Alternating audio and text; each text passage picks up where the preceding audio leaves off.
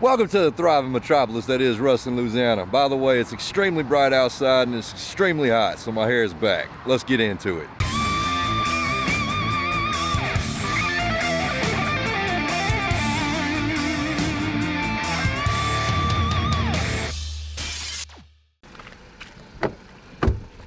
What's up, Nick? Hey, Sam. You ready to go to town? Yeah. Hell yeah.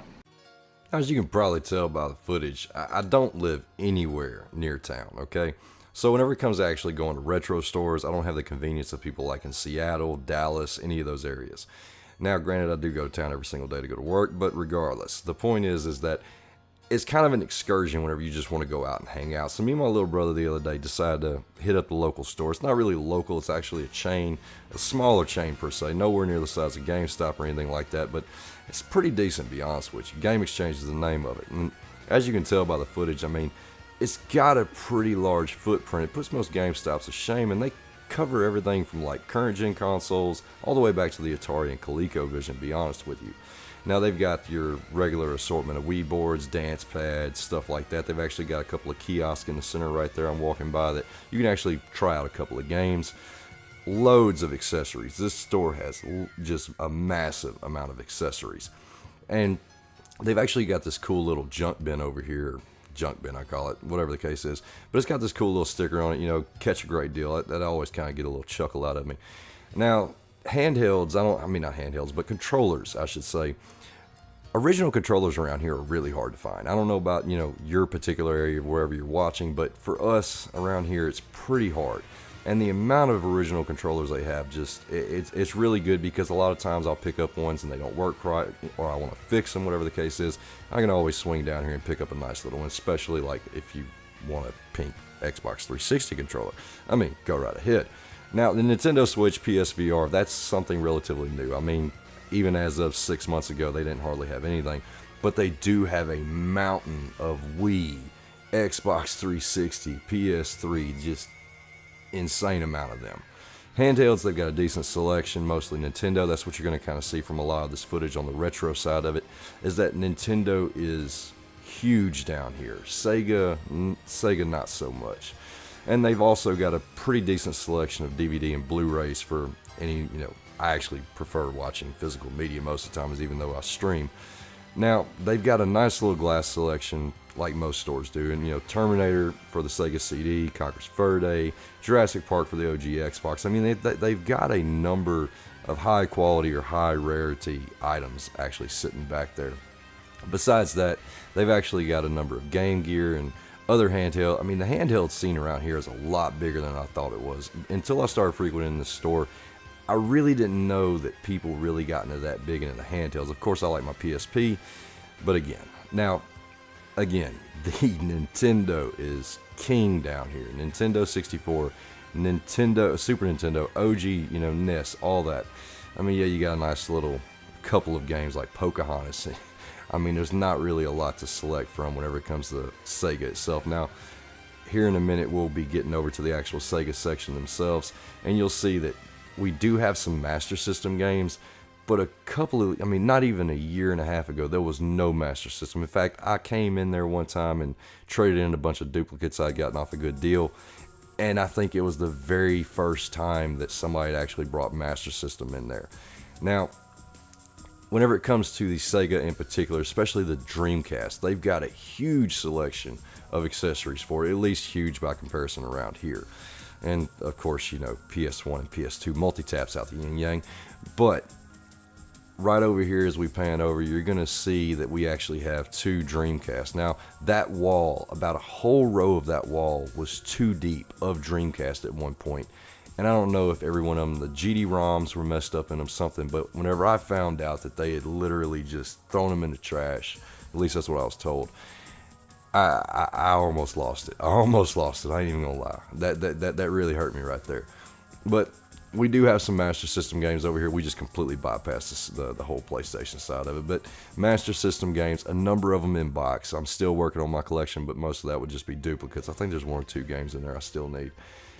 Dreamcast, nothing high value. That's common down here. You pretty much have to go on eBay or something like that to find good Dreamcast games. Now, this is something that literally still pisses me off to this day. all of those beautiful Genesis games, no shell. I mean, come on, man. But we do have Atari ColecoVision, and here's the very, very, very small Saturn and Sega CD section. It's almost entirely sports games, and it's a bad FIFA game, by the way. At least that's what my European friends say.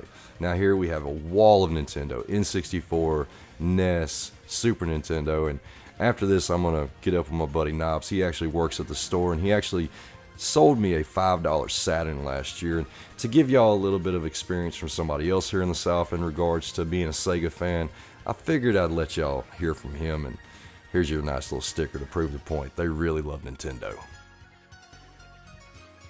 All right, ladies and gentlemen, this right here is Mr. Knobs. He's the gentleman who sold me a $5 Saturn last year from this very establishment right here. Well, actually, we were technically outside. So, seeing how, Southern and Sega doesn't really mix too well, at least down here. Most people are Nintendo fanboys. If you are one, that's cool. But I wanted to go ahead and get some more Sega love on the channel. So, Knobs, tell us about your experience with Sega to start with. Well, I got my first Sega when the original Genesis came out, or original for me. It came out, I don't know when, sometime around the Super Nintendo, because that's kind of how it was back then. You just read magazines, and then I saw this machine with this Sonic character, and I was like, well, that sounds like fun. No more jumping and shooting fireballs. So I figured I'd check out this Sonic thing, and it was a great time. But I guess my favorite system would probably be the Saturn, with a close Dreamcast in second. Saturn, just because that had that really cool 3D rendering experience with Nights in the Dreams, and up until then there really wasn't anything that just touched on games that are pretty for being pretty, right? And sometimes that's enough.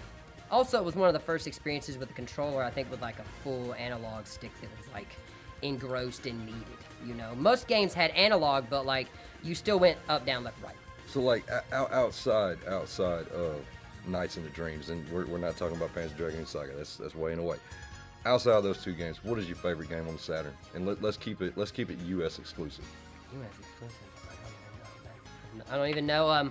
I was that one dude in my circle of friends that played JRPGs. So the fact that you just asked me what's your favorite American-made game, and I'm over here it doesn't gotta Shining be Force, and then I'm hey, that's cool. Shining Force works. Shining Force, and you remember they'd talk and their bodies would vibrate weird. You heard it from the man himself. I don't know. I played quite a few games, because the great thing about the Saturn was its multiplayer aspect, and right. Sega was all about multiplayer at the time, because a lot of Nintendo stuff, even though you could play multiplayer, it was one taking turn after the other, so you were never together. So a lot of Sega games, I enjoyed them because you could play together at the same time. And so there were some games like that, even if it's just a fighting game. Right. But I don't know. I just had a better experience with fighters on Sega. And then with my platforming, of course, that was hard. Nintendo was a pretty predominant platformer kind of thing. But, I mean, for Sega, I just look for different games. I guess that's why when people come in the store and they're like, what's your favorite game system? I don't pick one, because I look at game systems as I buy this game system to play this kind of game, and I buy this game system to play this one. People are like, I don't like Nintendo because it doesn't look real enough. And I'm like, yeah, but you don't play Nintendo for it to look real. If you're playing Nintendo for Halo, then go play Halo.